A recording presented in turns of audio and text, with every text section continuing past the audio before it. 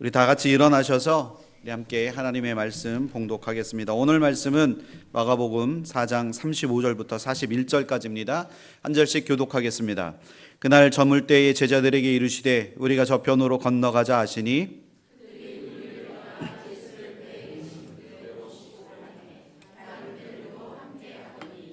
큰 광풍이 일어나며 물결이 배에 부딪혀 들어와 배에 가득하게 되었더라.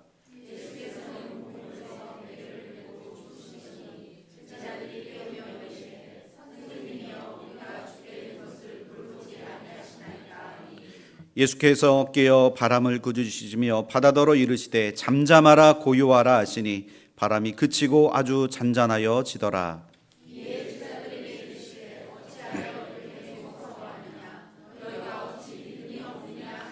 다 같이 그들이 심히 두려워하여 서로 말하되 그가 누구이기에 바람과 바다도 순종하는가 하였더라. 아멘. 자리에 앉아 주시기 바랍니다.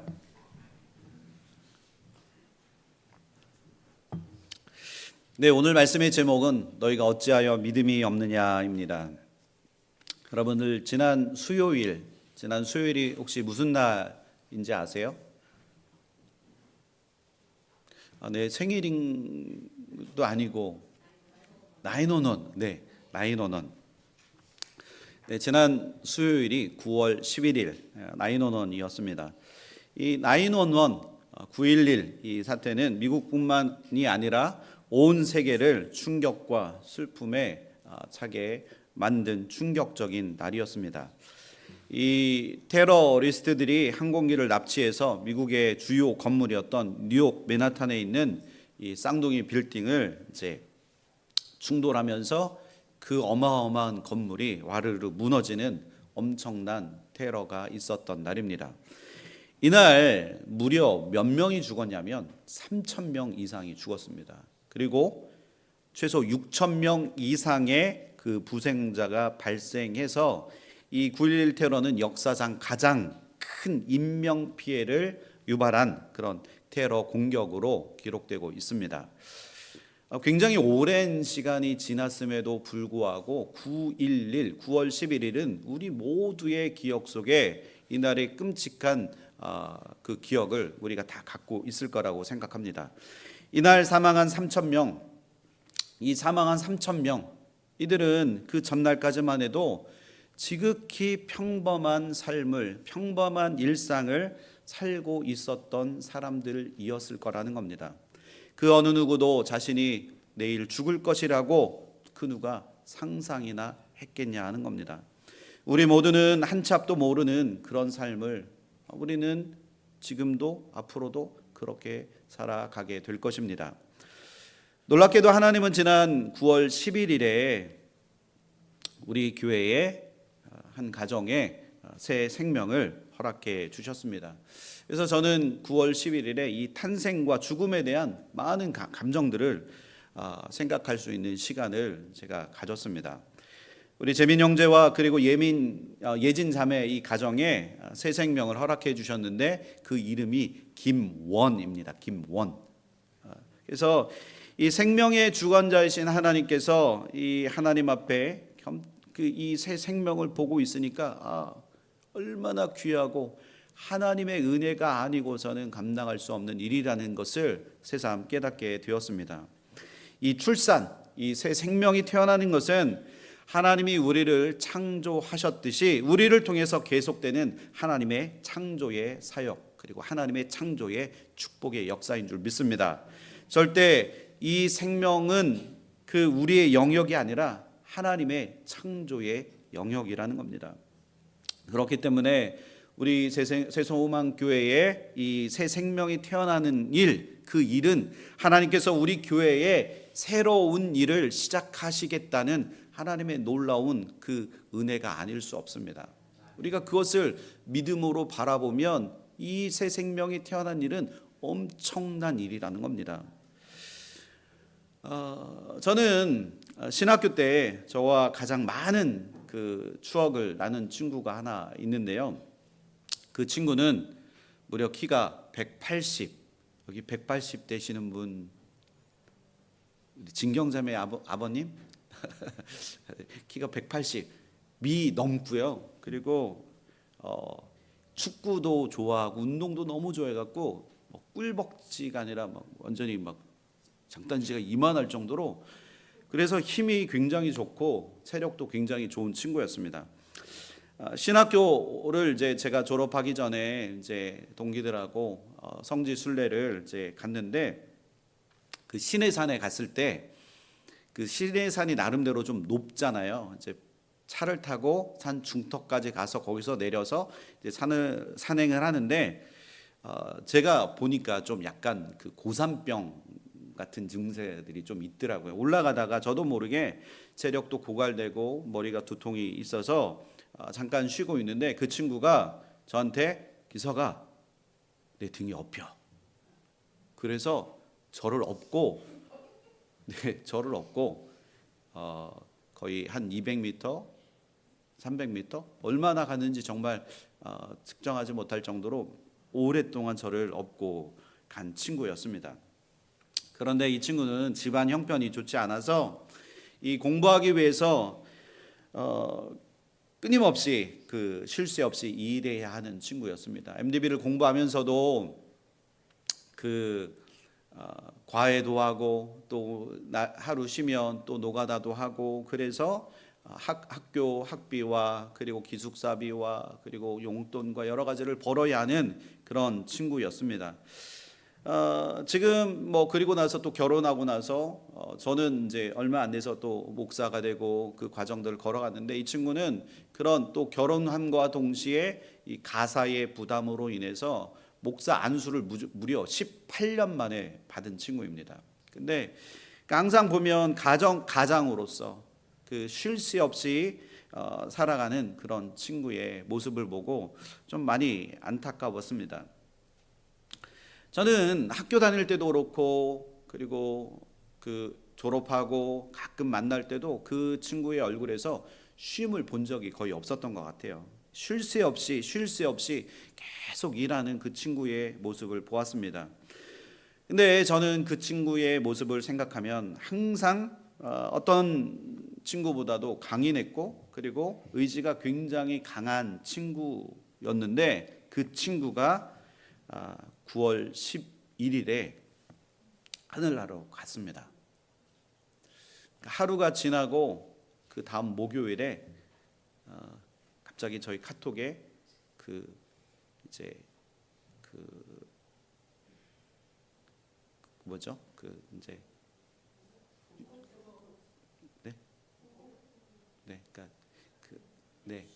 항아리 사진을 이렇게 찍어서 저한테 보냈는데, 이 친구의 죽음을 보고 뭔가 머리를 하나 딱 맞은 것 같은 느낌이 오더라고요. 그리고 밤에 잠을 잘 수가 없었어요. 그 얼마 전에, 몇 달 전에 화상 통화를 했었는데, 그렇게 멋있고 강인하고 의지가 넘쳤던 그 친구의 얼굴에 너무나 상한 얼굴이 제 눈에 들어오더라고요. 그래서 그 모습이 잊혀지지 않아서 제가 화상 통화하다가 캡처를 해서 계속 보고 기도하고 있었습니다. 그런 아픈 중에도 친구가 기서가 내 아들이 축구를 하는데 축구를 너무 잘한대. 그러면서 환하게 웃는 그 친구의 모습이 아직도 제 머릿속에 선연합니다. 이 땅에서의 우리의 마지막을 정하시는 하나님, 그리고 하나님의 주권이, 생사화복이 우리 하나님께 있음을 우리가 고백하지 않을 수 없다는 겁니다. 우리 중 어느 누구도 이 땅에 오는 날, 그리고 이 땅에서 생을 마감하는 그 날을 우리 스스로가 정할 수 있는 사람이 여기에 단 한 사람도 없다는 겁니다. 우리는 이렇게 모호함 속에서 삶을 시작합니다. 그리고 삶을 살아갑니다. 우리는 우리의 삶을 컨트롤하면서 우리는 산다고 착각하지만, 우리의 삶은 우리 스스로가 전혀 예측할 수 없는 그 수많은 일들로 채워지고 있다는 겁니다. 그래서 우리 모두는 무엇이냐? 기본적으로 다 두려움을 안고 살아간다는 거예요. 두려움. 오늘 본문에서 가장 두드러진 단어 중 하나가 바로 광풍입니다. 날이 저물 때 예수님과 그 제자들이 이제 배를 타고 이 갈릴리 바다를 건너던 중에 갑자기 큰 광풍이 그들 앞에 불어왔습니다. 그들은 지금 거대한 광풍을 만나게 된 것입니다. 이 광풍을 예상한 제자들 단 한 사람도 없었을 것입니다. 그들이 배를 타는 일에 익숙한 어부였음에도 불구하고 이 광풍은 자기들의 의지와 자기들의 노력으로 해결할 수 없는 엄청난 큰 일이었다는 겁니다. 지금 제자들이 겪고 있는 이 광풍에 의해서 배는 미친 듯이 앞뒤 좌우로 마구 지금 흔들리고 있습니다. 사방은 짙은 어둠이 깔려서 그 바다에 떠 있지만 아무것도 보이지 않는 그런 칠흑 같은 어둠이 있습니다. 이미 배 안에는 물들이 밀려왔을 것이고 배가 가라앉을 것 같은 그런 긴박한 상황에 지금 처해 있었다는 겁니다. 배에 들어온 물을 마구 제자들 중에 마구 퍼내지만 아무리 노력해도 답이 없는 이 긴박한 상황. 이 긴박한 상황이 바로 오늘 말씀 본문의 내용입니다. 그때 마침 제자들이 갑자기 생각한 게 있는데 배 뒤쪽에서 주무시고 계시는 예수님을 생각했습니다.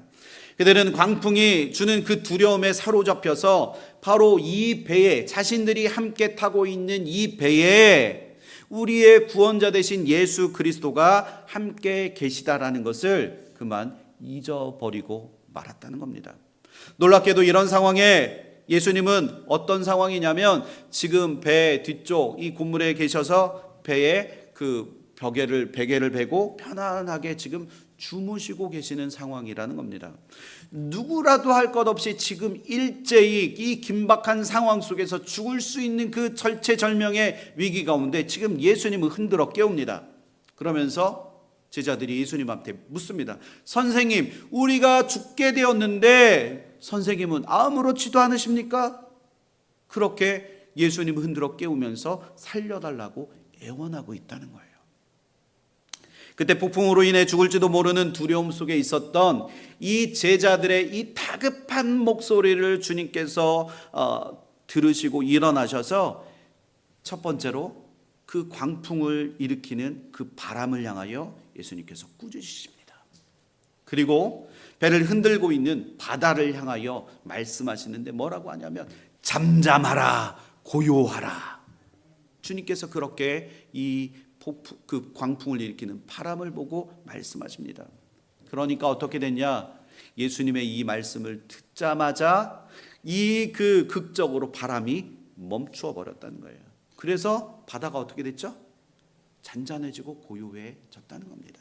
그게 39절의 말씀입니다. 우리 한번 읽어보실까요? 시작.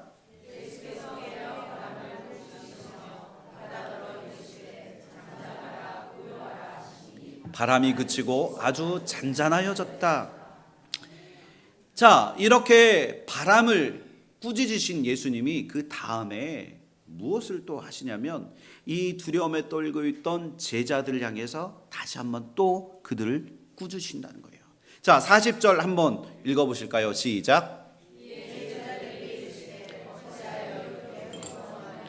너희가 어찌하여 믿음이 없느냐 하시니. 아멘.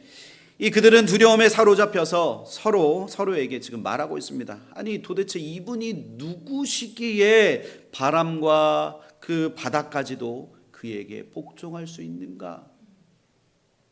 이 바람과 바다를 향한 두려움이 지금 예수님을 향해 그 바람과 바다도 잔잔케 하시는 예수님을 바라보면서 그들이 예수님 앞에 지금 두려움을 느끼고 있다는 겁니다.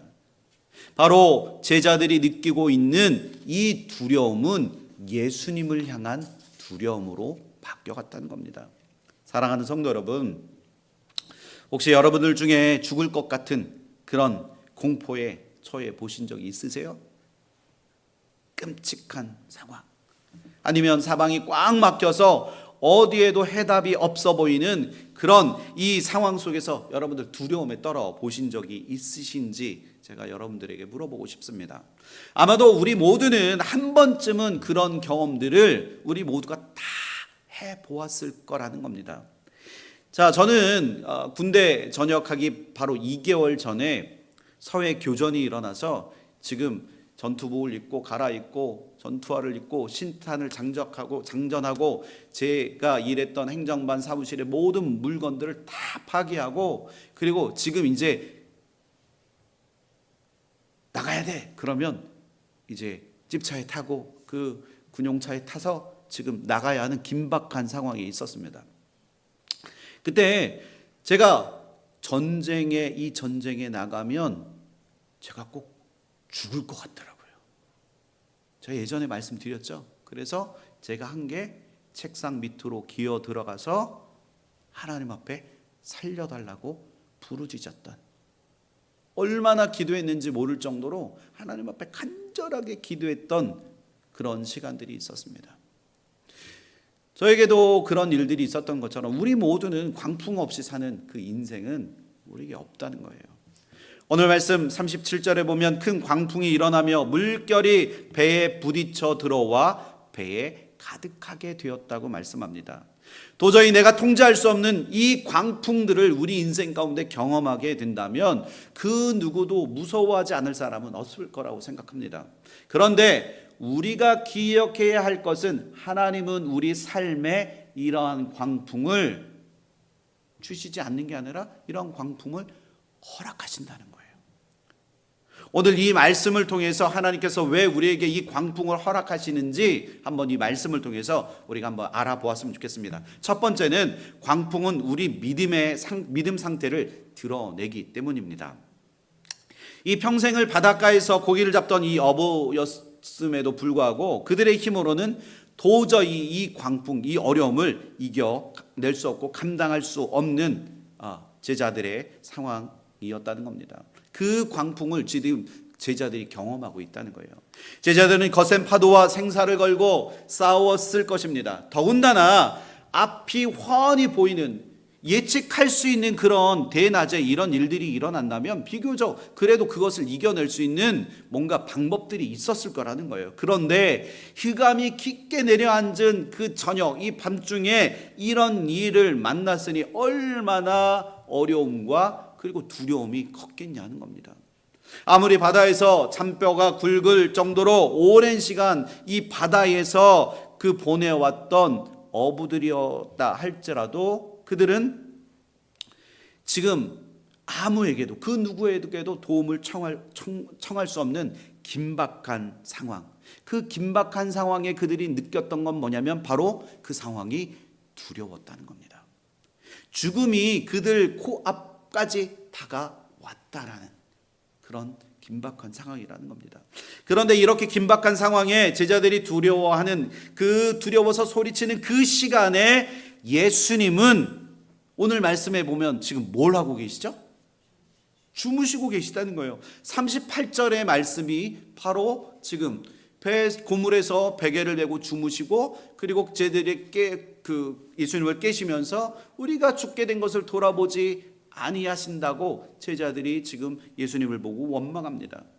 오늘 말씀대로라면 예수님은 제자들이 죽을 것 같은 그 상황에 그들을 오히려 하셔야 되는 게 맞습니다. 그런데 예수님이 오늘 말씀에 보면 그들을 진두지휘 아니하시고 배에서 그냥 편안하게 주무시고 계시는 어처구니 없는 상황이 지금 이 말씀의 내용이라는 겁니다. 배 한쪽에서 편안히 쉬고 계신 그 예수님의 그 모습, 제자들이 공포에 시달리던 그 시간에 예수님은 오히려 편안히 주무시고 계시면서 제자들이 깨우고 일어나셔서 바로 반응하신 게 무엇이냐? 제자들에게 광풍을 무서워한다고 야단치셨다는 거예요. 여러분, 그 상황이 여러분 쉽게 이해가 가십니까? 쉽게 이해가 가지 않는 말씀입니다. 오늘 말씀 35절에 보면 그날 저물 때에 제자들에게 이르시되 우리가 저편으로 건너가자라고 예수님께서 제자들에게 그렇게 말씀하셨다는 겁니다. 오늘 말씀 35절을 보면 분명히 날이 저물 때 배를 타고 저 건너편으로 건너가자고 하신 그 말씀을 하신 분이 누구라고요? 바로 예수님 당신 자신이었다는 겁니다. 제자들이 예수님과 함께 예수님 여기 너무 사람들이 많으니까 저쪽으로 갑시다 이렇게 한 게 아니라 예수님이 먼저 제자들을 청해서 그 건너편으로 건너가자고 말씀하셨다는 겁니다. 지금 이 모든 상황의 책임, 이 책임을 누가 지셔야 하냐? 바로 예수님이 지셔야 하는 게 당연한 상황이었다는 겁니다. 그런데 지금 황당하게도 예수님은 제자들의 그 믿음 없음을 꾸짖으시고 계시다는 거예요. 앞으로 펼쳐질 지금 예수님께서 그들을 지금 왜 꾸짖으셨냐? 이제 오늘 말씀을 이제 마치면 이제 4장의 말씀이 이제 끝나는데요. 이제 5장부터 어떤 말씀들이 나오냐면 이제 제자들과 함께 이방 땅에 가서 복음을 전하는 놀라운 하나님의 복음 사역이 이제 앞으로 펼쳐질 것을 암시하고 있다는 거예요. 지금까지 4장은 예수님 혼자서 그 일들을 감당하시지만 이제는 앞으로 제자들과 함께 하나님의 놀라운 귀한 선교 사역을 감당하기 위해서 필요한 것이 무엇이냐? 바로 믿음이었다는 거예요. 그런데 오늘 말씀을 보니까 제자들이 믿음이 없었다는 겁니다. 그 상황을 제자들이 알았다면 조금 더 이렇게 예측할 수도 있겠지만 전혀 그들은 그것도 모른 채 예수님이 믿음 없음을 꾸짖으실 때 요즘 같았으면 제자들의 입장에서 아마 반응이 이렇게 나왔을 수도 있다는 겁니다. 예수님, 지금 예수님 자세히 한번 따져 봅시다. 누가 잘못했는지. 예수님이 잘못하신 거 아닌가요? 예수님이 하시는 말과 행동 그것 때문에 저 상처받았어요. 아니 어떻게 그렇게 말씀하실 수가 있나요? 저희가 얼마나 지금 이 광풍 때문에 놀랐는지 예수님 혹시 아시나요? 저 너무 황당합니다. 아니 지금 우리를 좀 도와달라고 그렇게 제가 부탁드렸을 때 예수님은 우리의 마음을 좀 위로해 주시는 게 먼저 아니겠습니까? 아니 우리는 그저 이 광풍 속에 살려고 발버둥 친 것밖에 없는데 아니 우리들이 뭘 잘못했다고 우리들한테 지금 믿음이 없다고 주님 꾸짖으십니까? 그렇게 제자들이 예수님 앞에 지금 반박하면서 지금 따지듯이 물을 수도 있는 상황이라는 겁니다. 그러나 분명한 것은 예수님은 지금 그들이 이 다급하고 공포스러운 이 상황에 예수님께서 그들의 믿음에 관하여 지금 분명하게 말씀하고 계시다는 겁니다. 사실 예수님은 제자들을 선택해 주시고 난 후에 늘 그들 곁에 항상 함께 하셨습니다. 믿으십니까? 수많은 기적을 그들 보는 앞에서 보여주셨고 예수님의 그 기적을 통해서 하나님의 영광과 그리고 당신 자신이 하나님의 아들이었음을 제자들에게 끊임없이 보여주시고 나타내 보이셨다는 겁니다. 두려움에 빠진 제자들은 자기들의 그 방법과 수단으로 이 폭풍 가운데 살아날 방법만을 골똘히 염려하고 있었다는 겁니다. 그것을 찾았다는 거예요. 예수님은 그런 제자들을 그들의 그 형편없는 믿음 상태를 지금 꾸짖으시고 계시다는 겁니다. 그들이 통제할 수 없는 풍랑 앞에서 제자들의 형편없는 그 영적 상태가 지금 그대로 드러나고 있다는 겁니다. 믿음 없는 자는 여러분 믿음이 없다는 것은 주님이 계시다는 것을 믿지 않는 겁니다. 그리고 주님이 계시다는 것을 잊고 사는 것입니다. 그리고 자신이 할 것을 다 하고 잃은 것을 다 잃고 난 후에야 그제서야 마지막에 예수님을 찾는 것, 그게 믿음이 없는 거라는 거예요. 해볼 것 다 해보고 맨 나중에 예수님을 찾지는 않습니까? 예수님이 원하시는 참된 믿음을 보이지 못하고 오히려 책망의 대상으로 전락한 자가 바로 내가 아닙니까? 반면에 예수님은 광풍에서 일어나는 이 상황 속에서 피곤한 몸을 회복하시기 위해서 지금 예수님이 뭘 하셨냐? 잠을 청하셨다는 거예요. 그 광풍이 있는 그 긴박한 상황 속에서도 예수님은 잠을 곤히 주무셨다는 겁니다. 그것은 바꿔 말하면 예수님 안에는 참된 평안이 있었다는 겁니다. 예수님이 고물 이 배 뒤편에서 베개까지 베고 주무신다는 것은 이 광풍으로 인해 배가 침몰 그 직전까지 처해 있는 이 상황과는 너무나 대조적이라는 거예요. 예수님이 호들갑 떠시고 예수님이 야 제자들아 우리 죽을 것 같지 않냐, 이거 일을 어떻게 해야 되냐, 이게 아니라 예수님의 그 모습 안에는 참된 평안이 그 안에 있었다는 겁니다. 세상에 흔들리는 제자들의 그 모습과는 어떠한 상황 속에서 평안을 누리고 있는 그 예수님의 모습과 완전한 대비를 이루고 있다는 겁니다. 광풍이 불어도 폭풍우가 몰아쳐도 주님이 허락하시는 이 평안을 누릴 수 있어야 합니다. 그 평안을 누릴 수 있는 방법은 예수님이 바로 내 앞에, 내 옆에 계시다는 것을 깨달아 알아야 된다는 거예요. 믿으십니까? 두 번째, 광풍은 예수님을 찾으라는 신호입니다. 뭐라고요? 한번 읽어보겠습니다. 시작. 아멘이십니까? 예수님은 낮 동안에 자신을 찾아온 수많은 무리들을 가르치시느라 육체적으로 상당히 많이 피곤하셨을 거예요. 그래서 예수님은 자신도 모르게 깊은 잠에 빠지셨습니다. 분명한 것은 예수님도 우리와 같은 성정, 우리와 같이 그 쉼이 필요한 참 인간이셨음을 이 말씀을 통해서 우리가 볼 수 있다는 겁니다. 예수님은 아마 평안히 쉬시면서 제자들이 찾아오기만을 기다리고 있었을지도 모릅니다. 아마도 풍랑이 없었다면 그들은 절대로 예수님을 찾지 않았을 것입니다. 왜? 내가 이 바다에서 잔뼈가 굵은 사람인데 내가 저 예수님한테 내가 뭘 물어보겠어? 절대로 그런 마음과 생각으로는 예수님을 찾지 않는다는 거예요. 광풍은 예수님을 잃어버린 자들에게 하나님께서 예수님을 찾으라고 보내시는 시그널, 신호라는 겁니다. 신호를 재빨리 알아차리고 예수님을 찾으면 광풍은 빨리 잠잠해지게 될 것이라는 것을 여러분들 기억했으면 좋겠습니다. 그래서 풍랑을 만난 자에게는 무엇이 필요하냐? 딱 적절한 타이밍, right 타이밍이 필요합니다. 지금 당장 눈앞에 닥친 그 광풍만을 바라보고 우리의 지식과 경험으로 이것을 빨리 해결하려고 발버둥 치면 발버둥 칠수록 우리는 어떻게 되냐? 우리는 더 깊은 공경에 빠지고 두려움에 빠지게 된다는 거예요. 우리 앞에 닥친 광풍을 통하여 주님이 손짓하시는 그 뜻, 그 신호를 우리가 하나님의 뜻으로 받아들이고 주님 앞에 나가야 한다는 겁니다. 주님을 찾아야 한다는 겁니다. 우리 삶에 들어오셔서 우리 삶을 이끄시는 하나님의 그 선하심을 믿음의 눈으로 바라봐야 할 줄 믿습니다.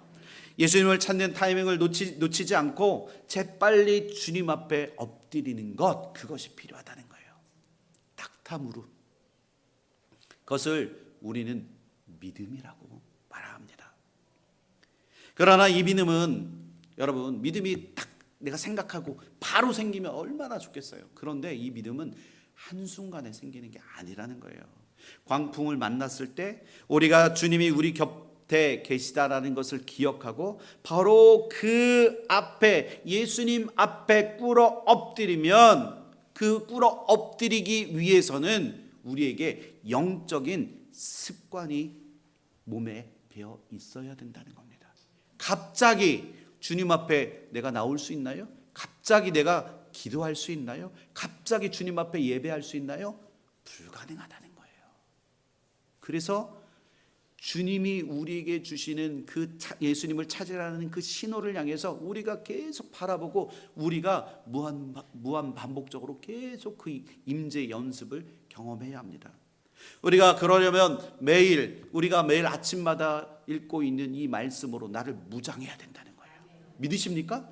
요즘 느헤미야의 그 말씀을 통해서 여러분들 어떠세요? 우리 교회의 히스토리를 지금 막 만들어가는 게 그 느헤미야를 통해서 지금 보고 계시잖아요. 믿으십니까? 그리고 말씀을 끊임없이 묵상해야 합니다. 그리고 하나님 앞에 나와 기도해야 합니다. 그리고 예배의 자리에 끊임없이 찾아 나와야 합니다. 믿으십니까? 그것이 준비가 되어지고 하나님 앞에 나오는 임재 연습이 우리 안에 준비가 되어지면 하나님께서 말씀하시는 그 타이밍에 우리가 그 하나님의 은혜를 붙잡을 수 있다는 거예요. 이 타이밍을 놓쳐버리게 되면 우리는 오히려 시간과 에너지를 낭비하는 그런 어처구니합니다.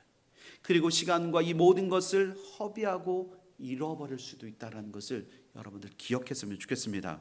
우리 삶에 찾아오는 그 광풍, 바로 하나님께서 우리 삶에 더 깊이 관여하시고 내가 너와 함께 교제하고 싶다, 내가 너와 함께 하고 싶다라는 하나님의 사인임을 여러분들이 명심했으면 좋겠습니다.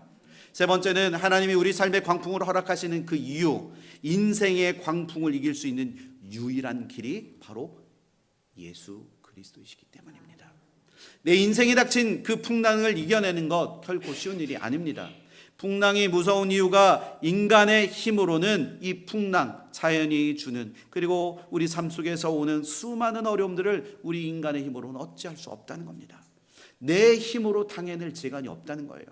그래서 폭풍이 다가오면 그저 당할 수밖에 없는 것이 인간의, 연약한 인간의 한계입니다. 그래서 우리는 이런 현실을 극복할 수 있는 그 방법을 우리에게 예수님께서 말씀해 주시는데, 그 말씀이 무엇이냐? 오늘 말씀 요한복음 14장 6절 말씀입니다. 우리 한번 읽어보실까요? 시작.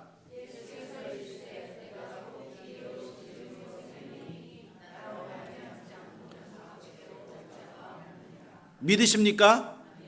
내가 곧 길이요 진리요 생명이니 나로 말미암지 않고는 아버지께로 올 자가 없다고 예수님께서 우리에게 말씀해 주십니다. 우리 인생길 가운데 풍랑을 만났을 때 가장 먼저 해야 될 그것은 바로 예수님을 찾는 거라는 거예요. 믿으십니까? 예수님을 붙잡아야 할 그 타이밍에 세상을 붙잡으면 더 깊은 수렁으로 빠지게 됩니다. 이 위기의 순간에 가장 먼저 해야 되는 것, 그것은 바로 예수님을 찾는 일이라는 거예요. 예수님을 찾는 것, 그것이 바로 믿음인 줄 믿습니다. 지금 제자들에게 닥친 그 위기, 이 위기에 예수님을 찾는 그들을 보게 되는데요. 우리 38절 말씀 한번 읽어보겠습니다. 시작. 시작.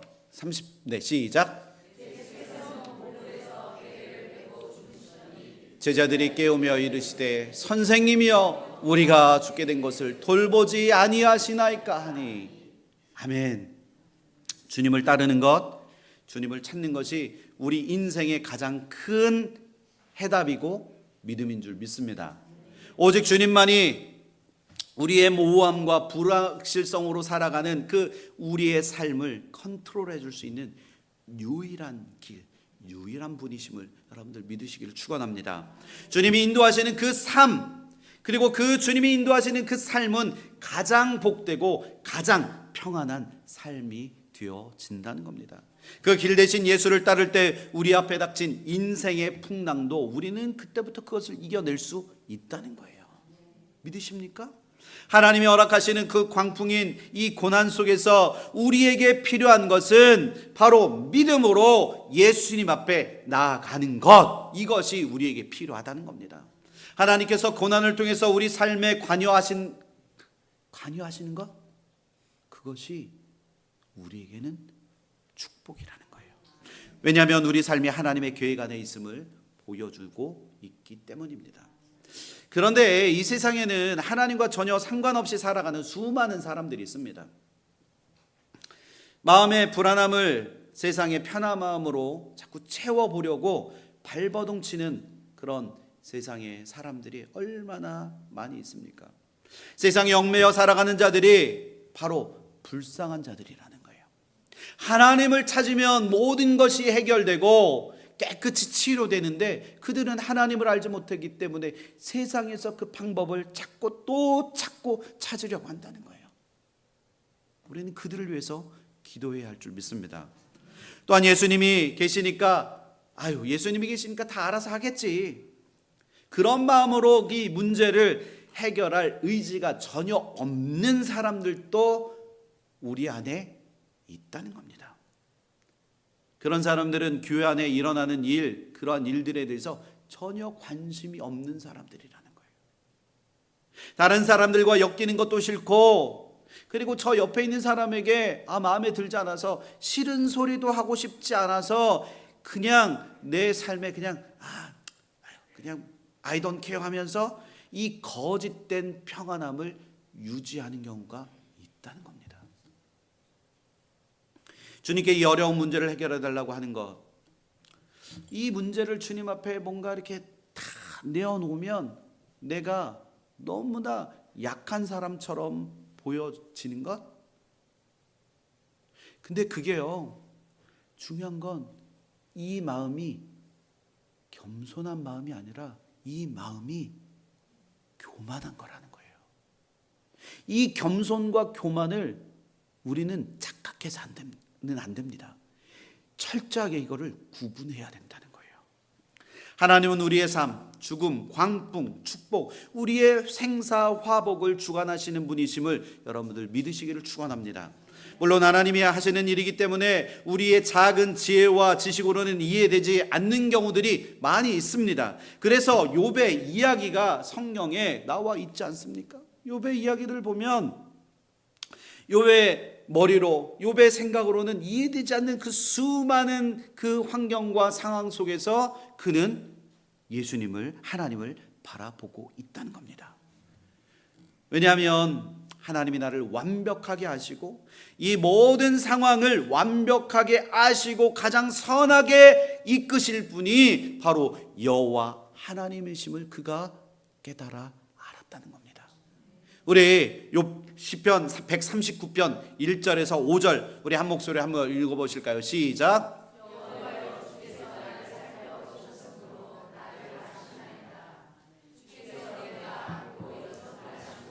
멀리서도 나의 생각을 밝히 아시오며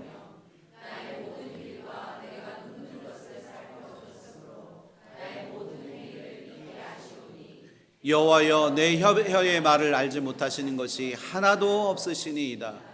주께서 나의 앞뒤를 둘러싸시고 내게 안수하셨나이다. 아멘. 아멘이십니까?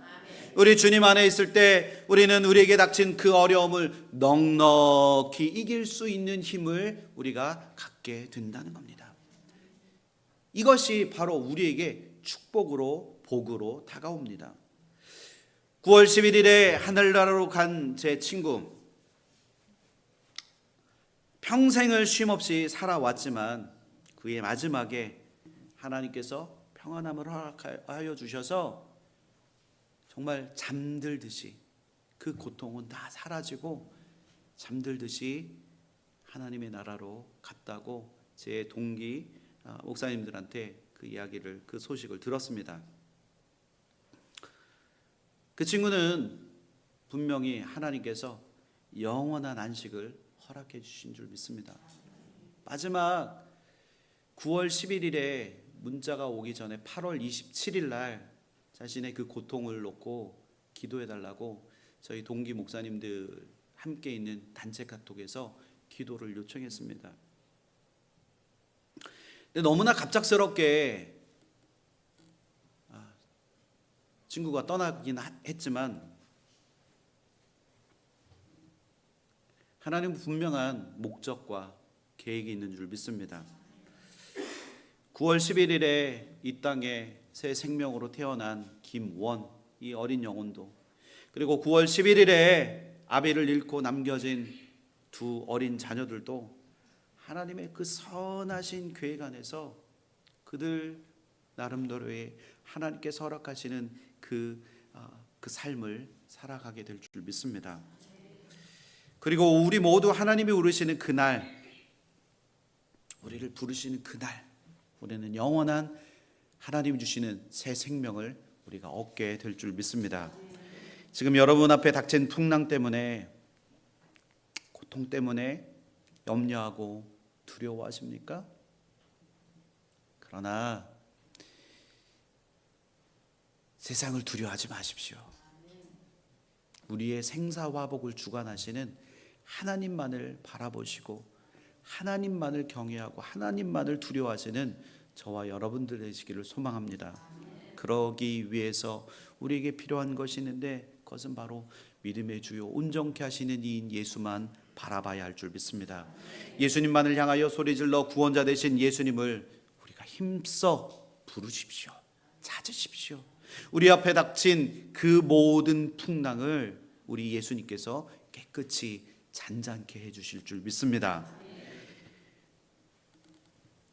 여호수아 1장 9절에 보면 내가 내게 명령한 것이 아니냐, 강하고 담대하라, 두려워하지 말며 놀라지 말라, 내가 어디로 가든지 내 하나님 여호와가 너와 함께 하시느니라. 우리 한번 같이 한번 읽어보실까요? 시작. 내가 내게 명령한 것이 아니냐, 강하고 담대하라, 두려워하지 말며 놀라지 말라, 내가 어디로 가든지 내 하나님 여호와가 너와 함께 하느니라 하시니라. 아멘. 믿으십니까? 우리가 읽으신 이 말씀대로 우리의 삶이 주님과 함께하는 삶이 되어지기를 축원합니다. 예수님을 찾을 골든 타임을 놓치게 되면 예수님은 우리를 꾸짖으실 것입니다. 예수님을 찾는 것은 인간의 그 어떤 뛰어난 수단보다, 우리의 방법보다 앞서야 합니다. 나의 능력의 한계를 깨닫고 예수님 안에 있어야 늘 안전한 삶을 살 수 있다라는 것을 여러분들 기억했으면 좋겠습니다. 내 앞에 앞서 행하시는 예수님을 앞에 믿고 따라가시는 것, 그것이 우리 삶의 승리의 비결임을 여러분들 믿으시기를 축원합니다. 예수님 한 분만으로 만족하는 삶을 살아가셨으면 좋겠습니다. 우리 앞에 닥친 풍랑을 만날 때 늘 나를 기다리시고 계시는 그 예수님을 먼저 우선적으로 만나시고, 주님 나와 함께 주옵소서, 나의 길이 되어주시고 나의 능력이 되어주시고 나의 소망이 되어주셔서 나의 흔들리는 이 믿음 없음을 하나님 불쌍히 여겨주시고 주님과 영원히 주님이 인도하시는 그 길을 향해 나가도록 주님 나의 힘이 되어 주옵소서. 그렇게 고백해야 될 줄 믿습니다. 우리 함께 찬양하시는데요, 주 품에 품으소서, 능력의 발로 덮으소서, 주님 안에 나 거하리라, 주 능력 나 잠잠히 믿네. 우리 다 같이 일어나셔서 우리 함께 찬양하시겠습니다.